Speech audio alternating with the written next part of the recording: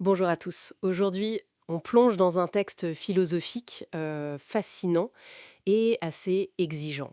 Aspects of Reason de Paul Grice. C'est sorti après sa mort en 2005. Oui, c'est ça, un livre posthume qui reprend ses conférences John Locke. Une vraie exploration de la nature de la raison. Et notre objectif aujourd'hui, c'est d'essayer d'en extraire un peu les idées maîtresses. C'est bien ça. Tout à fait. Grice il se lance dans un projet assez ambitieux. Il veut essayer d'unifier la façon dont on comprend la raison. Unifié, c'est-à-dire. Ben, unifier la raison quand elle s'applique à ce qu'on croit, la raison théorique, on va dire, D'accord. et la raison quand elle s'applique à ce qu'on fait, à nos actions, la raison pratique. Ok, une quête d'unité. Alors, par où il commence, Grice, pour explorer ça? J'imagine qu'il doit se poser une question assez basique, non? Oui, il attaque direct une question fondamentale. Est-ce qu'on parle vraiment de la même chose, de la même raison, dans ces deux domaines?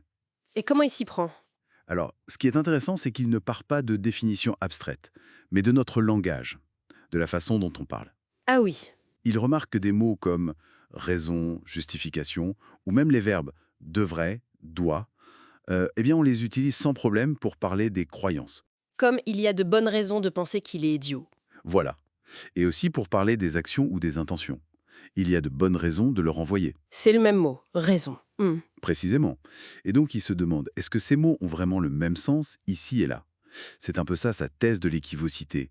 L'idée qu'il pourrait être ambigu en fait. D'accord. Il pourrait vouloir dire des choses différentes, mais il cherche quand même un lien. Oui, pour tester cette idée d'ambiguïté, il cherche à voir s'il n'y aurait pas malgré tout une structure logique commune derrière ces différents usages. Et là, il introduit quelque chose d'un peu technique, non? Une sorte de notation. C'est ça.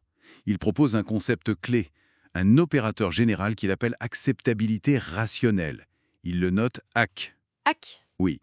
Et l'idée, qui est assez forte, c'est de dire qu'il y a une structure logique unique pour évaluer si une croyance est rationnelle ou si une intention d'agir est rationnelle. Une structure unique. Attendez. Oui. Il combine cet acte avec des petits marqueurs, des modes comme il dit, un signe pour indiquer qu'on juge que quelque chose est vrai, une croyance. Le domaine à l'éthique. Voilà. Et un autre signe, un point d'exclamation, pour indiquer une volonté, une intention d'agir. Le domaine pratique. Mais alors, une seule structure pour évaluer la rationalité de croire que Paris est en France et celle de vouloir prendre un café. Ça semble un peu gommer la différence, non? C'est une excellente remarque. Ça touche au cœur du projet. Grace, il ne nie pas la différence qu'on ressent, bien sûr. Ah bon? Mais il suggère que la structure de l'évaluation, elle, pourrait être la même. Ce qui change, c'est ce qu'on évalue, une croyance ou une invention. La justification de cette unification, pour lui, elle vient de liens logiques assez profonds entre les deux domaines. Et quels sont ces liens? Comment il les tisse, justement? Alors, un exemple important, c'est son analyse du principe bien connu qui veut la fin veut les moyens. Enfin, les moyens indispensables. Oui, d'accord. Proverbe. Il y voit une sorte de loi psychologique fondamentale. Ça connecte notre volonté, vouloir une fin, et notre jugement, juger qu'un moyen est nécessaire pour cette fin. Mhm. Et il explore comment nos jugements sur ce qui est, donc nos croyances, peuvent rationnellement entraîner des conclusions sur ce qu'il faut faire. Un peu dans l'esprit des impératifs techniques de Kant, si ça vous dit quelque chose. Oui, un peu. Bon, la dérivation logique exacte, c'est assez complexe et ça reste débattu, hein. Mais l'ambition est là. Montrer qu'il y a une passerelle logique, rationnelle, entre croire et vouloir. D'accord. Et cette analyse du lien entre vouloir et juger, ça l'amène ensuite à parler des différents types de raisons, c'est ça? Tout à fait. Pour affiner son modèle, il fait des distinctions importantes. Il y a les raisons qui expliquent pourquoi on croit ou on fait quelque chose, Ok, la cause psychologique. c'est un peu ça. Et il y a les raisons qui justifient cette croyance ou cette action, celles qui la rendent rationnellement acceptable. Et il y a une troisième sorte, non? Oui, ce qu'il appelle les raisons personnelles. C'est quand une raison qui justifie est aussi celle qui motive réellement la personne. Parce qu'on peut avoir une très bonne raison de faire un truc, Exactement. sans que ce soit cette raison-là qui nous fasse bouger. Exactement. La distinction est subtile mais importante. C'est clair. Et il ne s'arrête pas là à Gris. Il questionne la rationalité elle-même, sa nature. Oui, et là il propose une autre distinction assez célèbre, entre la rationalité plate, flat rationality, et la rationalité variable. Plate et variable? La rationalité plate, ce serait une compétence de base que tout humain possède. un peu comme connaître les règles des échecs. D'accord. Le minimum requis. Voilà. Et la rationalité variable, c'est notre capacité à être plus ou moins bon pour raisonner, comme être un bon ou un mauvais joueur d'échecs. Connaître les règles, ça ne suffit pas pour bien jouer. L'analogie est assez parlante, oui.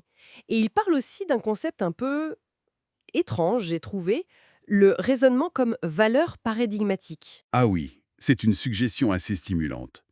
L'idée de valeur paradigmatique, ici, c'est que pour comprendre ce qu'est le raisonnement en général, même le mauvais raisonnement, celui qui échoue, il faudrait peut-être d'abord définir ce qu'est un bon raisonnement. Un raisonnement exemplaire, réussi. Le modèle idéal, en quelque sorte. C'est ça. Ce modèle idéal, cette valeur, servirait de paradigme, de référence pour comprendre toutes les formes de raisonnement, y compris celles qui sont défaillantes. La norme du bon serait conceptuellement première. Fascinant comme idée. Et pour boucler la boucle, Gris aborde aussi la question des fins, du but ultime, le bonheur notamment. Oui, il explore cette grande question classique. Quand on dit qu'on veut quelque chose pour être heureux, qu'est-ce que ça veut dire exactement? Est-ce que cette chose est juste un moyen pour atteindre un état de bonheur distinct? Ou alors, Ou alors, est-ce que c'est une manière de désirer, une façon d'intégrer ce désir dans un plan de vie global qu'on juge satisfaisant? Il parle de désirer quelque chose happiness-wise, en mode bonheur si on veut. hmm. Et il a une préférence? Il semble pencher vers la complexité de la seconde option, mais il exprime aussi une certaine méfiance.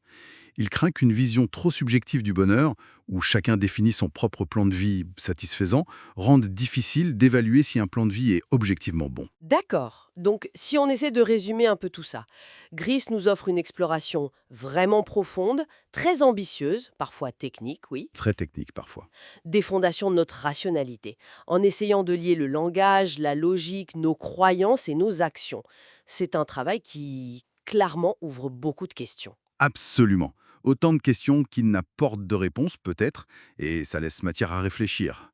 Justement, une dernière pensée pour nos auditeurs. Ben, si Gris a raison, même en partie, sur ce lien très fort entre la raison pratique et la raison théorique, est-ce que ça ne change pas la façon dont on devrait voir la justification de nos opinions et nos choix au quotidien? C'est-à-dire? Peut-être que justifier une croyance, je crois que X est vrai pour telle raison, et justifier une action, je fais Y pour telle raison, ce n'est pas si différent au fond. Peut-être que les deux partagent des exigences rationnelles communes bien plus profondes qu'on ne le pense habituellement.